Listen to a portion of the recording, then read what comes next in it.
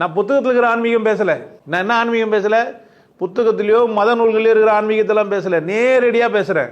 கடவுள் நான் உணர்ந்தா நீ உணரலாம். எனக்கு 3வது கண் இருக்குது, உனக்கு 3வது கண் இருக்குது. நான் செத்து போய் இந்த இடத்துக்கு போகலான்னு, நீயும் செத்து போய் அந்த இடத்துக்கு போகலாம். என்னோட பெரியவனா தான் நீ சீக்கிரமாக போகலாம். எனக்கு முன்னாடியே நீ என்ன பண்ணி காமிக்கலாம், அதை அனுபவிச்சுட்டு போகலாம். நான் இருக்குது, உனக்கு இருக்குது, நான் இருக்கிறேன், நீ இருக்குது. நீங்கள் பழக்கத்துக்கு அடிமையாக இருந்தால் நான் சொல்கிறது கூட புரியாதியா? இப்படி தான் பேசுவாங்க. நீங்கள் கற்று வச்சுறீங்க இலக்கணங்களாம். ஒரு பேச்சரை எப்படி பேசுவார்? அதனால தான் என் கமெண்ட் எங்கள் தப்பாக எழுதுறீங்க. ஏன் உங்கள் பிரச்சனை உங்ககிட்ட பிரச்சனை, என்கிட்ட இல்லை. நீங்கள் பழக்க அடிமை ஆகிட்டீங்க.